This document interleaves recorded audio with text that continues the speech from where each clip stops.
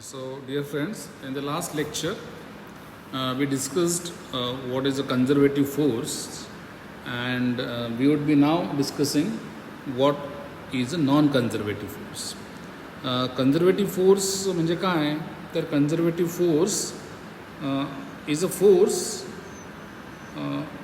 when the work done against that force or by that force does not depend on the actual path. हे आपण definition मागच्या वेळेस बघितलेलं आहे. आणि हे डेफिनेशन बघताना आपण हे उदाहरण घेतलं होतं की देर is a object which is lifted on and kept on the table from the ground आणि नंतर तो ऑब्जेक्ट परत एकदा आपण ग्राउंडवरती ठेवला आहे. ओके. आणि आपण असं सांगितलं की because the force is conservative the mechanical energy is also conserved. तर कन्झर्वेटिव्ह फोर्सच्या कन्सेप्टमध्ये किंवा त्याच्यामधनंच पोटेन्शियल एनर्जीचा कन्सेप्ट आपल्याला डिफाईन करता येतो. So what is potential energy? तर potential energy is the energy that is because of the position of the object. Okay. म्हणजे हा ऑब्जेक्ट जेव्हा ग्राउंडवरती असेल, when the object is on the ground, then the potential energy, जी position with reference to ground 0 असणार आहे, त्याचा height, त्यामुळे पोटेन्शियल एनर्जी ही 0 असणार आहे. ओके. आणि जेव्हा तो आपण लिफ्ट करतो एका ठराविक पोझिशनवरती, सपोज ऑन द टेबल, तर on the table when the object is kept on the table, then that object will have maximum potential energy. Okay.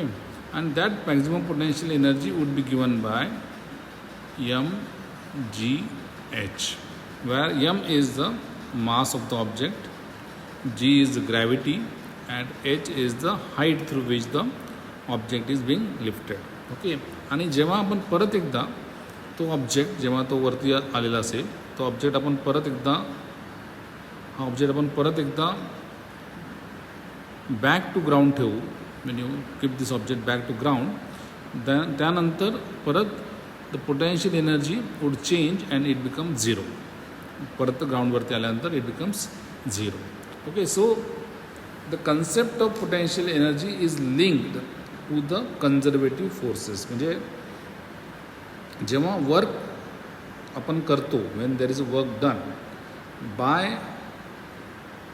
The conservative force or against the conservative force, त्यावेळे काय होतं, तर potential energy change होते. So you see that when the work is done from 1 to 2, there is a change in potential energy, और when the work is done from 2 to 1, there is a change in potential energy. म्हणजे potential energy बदलते whenever there is a work done, okay, bye the conservative force or against the conservative force, there is a change in potential energy.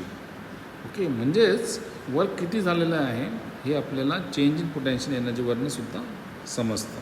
So the corresponding work done कशामुळे होतं, तर ती new position जी change होती ती gravitational फील्डमध्ये change होते. Okay. And that has to be understood. त्याच्यामुळे आपण जी acceleration due to gravity consider करतो. In the example which we had considered, the work done is reflected, हा जो वर्क डन आहे is reflected as increase in gravitational potential energy. म्हणजे आपण जेव्हा ऑब्जेक्ट लिफ्ट करतो, उचलतो, टेबलवरती ठेवतो, तेव्हा काय होतं, देर is a increase in gravitational potential energy. And Wien the displacement is against the gravitational force, कारण डिस्प्लेसमेंटची डिरेक्शन काय होती, डिस्प्लेसमेंट हा जो झाला, डिस्प्लेसमेंट लिफ्ट करताना ही ग्रॅव्हिटीच्या अगेन्स्ट, ग्रॅव्हिटीची डायरेक्शन काय आहे, gravity is downwards and displacement कुठे जाते, it is above. Okay. So it is against the gravity.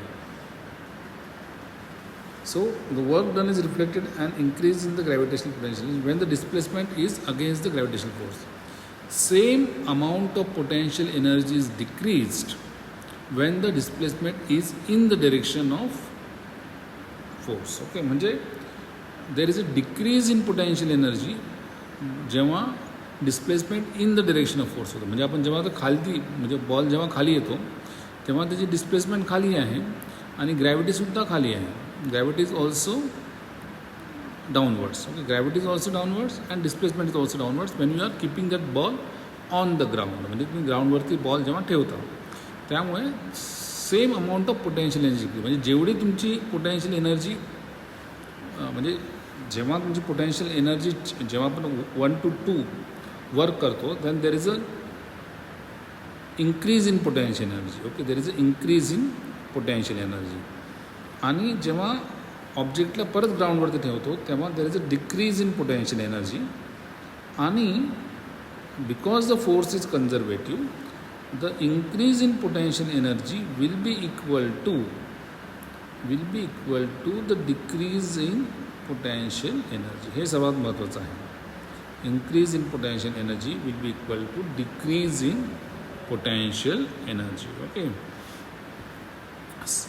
so this is the most fundamental point. Okay, so this change in potential energy कशामुळे कसं होतं की the mechanical energy is always conserved because we are talking about conservative forces.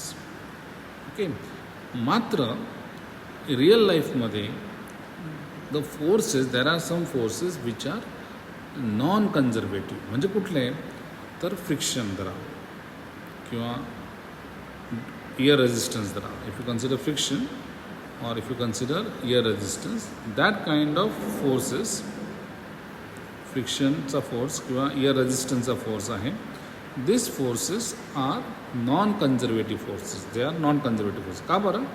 कारण ते are not recoverable. म्हणजे ते आपल्याला परत मिळवता येत नाही. ओके, म्हणजे त्याच्यामुळे काहीतरी वर्क कमी होतं आणि ते वर्क परत तुम्हाला मिळवता येत नाही. अशा फोर्सेसला नॉन कन्झर्वेटिव्ह फोर्सेस म्हणतात. The work done against non conservative forces is not recoverable. म्हणजे परत मिळवता येत नाही जरी पाथ रिव्हर्स झाला तरीही. So this is important. म्हणजे म्हणजे आपल्याला जर कोणी विचारलं की नॉन कन्झर्वेटिव्ह फोर्सेस म्हणजे काय, तर नॉन कन्झर्वेटिव्ह फोर्सेस म्हणजे the forces when the work is done against these forces is not recoverable. ते परत मिळवता येत नाही. म्हणजे ते वाया जातं असं वर्क. आणि what is conservative forces? The work which is done by the conservative forces, in that case the work is recoverable. The sum of potential energy and kinetic energy is conserved. त्याला conservative force म्हणतो. आणि non conservative force म्हणजे उदाहरणार्थ frictional force, ज्याच्यामध्ये जो force हीटच्या रूपात किंवा साऊंडच्या रूपात किंवा लाईटच्या रूपात तो डिसिपिएट होतो, म्हणजे वाया जातो. आणि आपल्याला वर्क जे अगेन्स्ट नॉन कन्झर्वेटिव्ह फोर्सेसवरती करतो आहे that work is not recoverable. So that is called as a non conservative force. I hope this is understood.